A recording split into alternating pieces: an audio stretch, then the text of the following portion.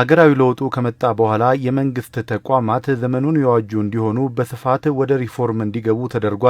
በሪፎርም ስራው ደግሞ ከፍተኛ ለውጥና ውጤትን ካመጡት መካከል የጸጥታና ደህንነት ተቋማት ዋነኛዎቹ ናቸው። ከ100 ዓመት በላይ እድሜን ያስቆጠረው የአዲስ አበባ ፖሊስም ወደ ሪፎርም ገብቶ በርካታ መሻሻሎችን ቢያመጣም ከተማዋ ካላት ዓለም አቀፋዊነትና ከደረሰችበት ደረጃ አንጻር የሚመጥን አቋም እንዲኖረው አዲሱ አመራር የ100 ቀናት እቅድ አውጥቶ በየደረጃው ሲተገብር ቆይቷል። የ100 ቀናት እቅዱ ማጠቃለያ ውይይት በየደረጃው ከሚገኙ አመራሮችና አባላት ተወካዮች ጋር ሲካሄድ የተገኙት የአዲስ አበባ ከተማ ከንቲባ ወይዘሮ አዳነች አቤቤ የከተማችን ፖሊስ በሁለንተናዊ መስኩ ዘመኑን የመጠነ እንዲሆን አስተዳደሩ ይፈልጋል ነው ያሉት። ከተማችን ፖሊስ በሞራልም በሎጂስቲክም በአጠቃላይ በስልጠናም በሚታጠቃቸው ዘመናዊ መሳሪያዎችም ዘመኑን የመጠነ ከተማውን የመጠነ የተጣለበትን ኃላፊነት በሚገባ ለመወጣት የሚያስችለው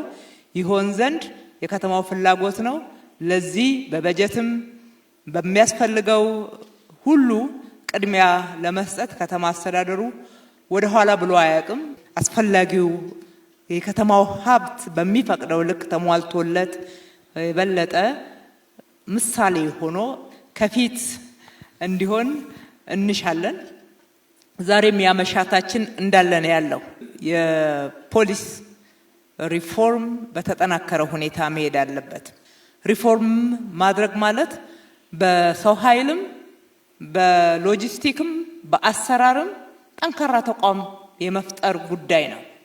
ሪፎርም ከዚህ የተለየ ምንም ትርጉም የለውም።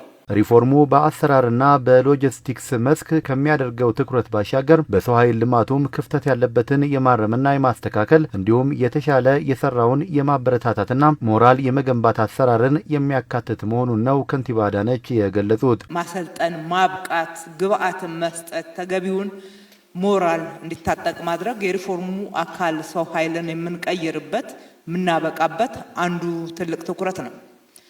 በሌላ በኩል ማበረታታትንም ጭምር ነው የሚይዘው። ጥሩ የሰሩትን ማበረታታት፣ መሸለም፣ ማሳደግ፣ ማዕረጋቸውን በወቅቱ መስጠት፣ እኩል ተመዝነው የተሻለው ግልጽ በሆነ መንገድ በክራይቴሪያው መሰረት ማደግ የሚችልበትን ስርዓት በተሟላ ሁኔታ መተግበርን ጭምር የሚያጠቃልል ነው። በጣቢያ ደረጃ ሊሆን ይችላል፣ በመምሪያ ደረጃ ሊሆን ይችላል፣ በክፍለ ከተማ በምንም አይነት የፖሊስን ስነ ምግባር የፖሊስን ኃላፊነት የሚያጓድል የሰራዊት አባል ከተገኘ ችላ መባል የለበትም።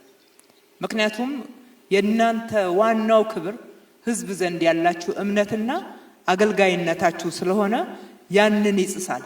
በፖሊስ ሰራዊቱ ዘንድ የመልካም አስተዳደር ችግር ሆነው ከሚነሱት መካከል የስልጠና ቦታና የመኖሪያ ቤት ችግሮችን ለመፍታትም የከተማ አስተዳደሩ እየሰራ ይገኛል ነው ያሉት ከንቲባዋ።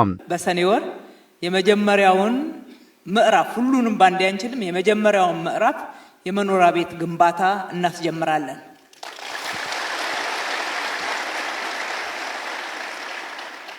ሁለተኛ ስልጠና በመጣ ቁጥር በስራ ላይ ስልጠናም ሆነ አዳዲስ ምልምሎችን ለማሰልጠን እንቸገራለን።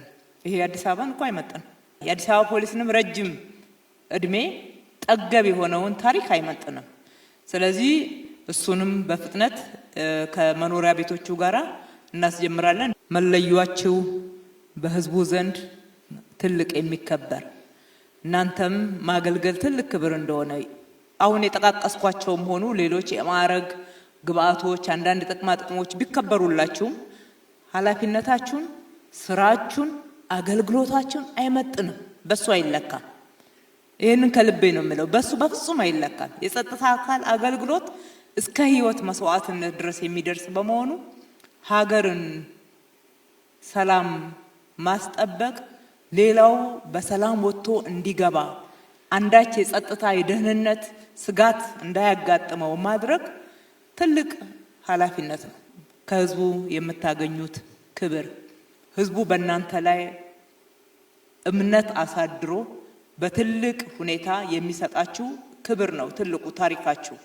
ስለዚህ ለዛ የበለጠ ራሳችሁን ዝግጁ ማድረግ አዲስ አበባ ፖሊስ በለውጡ ከፍተኛ እድገት ማስመዝገቡን የተናገሩት የአዲስ አበባ ፖሊስ ጠቅላይ መምሪያ ዋና አዛዥ ሌተናል ጀነራል አስራት ዴኔሮ ተቋሙ ከዚህ በላይ መጠናከር ስላለበት የሪፎርሙ ቀጣይነት ወሳኝ ነው ብለዋል። አዲስ አበባ ፖሊስ ለ118 ዓመታት የቆየ ታሪክ ያለው በአጠቃላይ በተለያዩ ስርዓታት ያለፈ ቢሆንም በዚህ ለውጥ ያስመዘገበው እድገትና ሪፎርም ቀላል ነው ባይባልም ነገር ግን ከዚህ በላይ ያማረ ከዚህ በላይ የታጠቀ ከዚህ በላይ ስራ ሊሰራ የሚችል አስተማማኝ ቴክኖሎጂ የታጠቀ ኃይል መገንባት እንደሚቻል ያሳያል።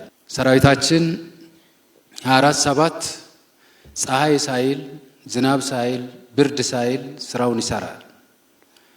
ይሄ ደግሞ ለህዝቡ በከፍተኛ ደረጃ ለማገዝ ነው።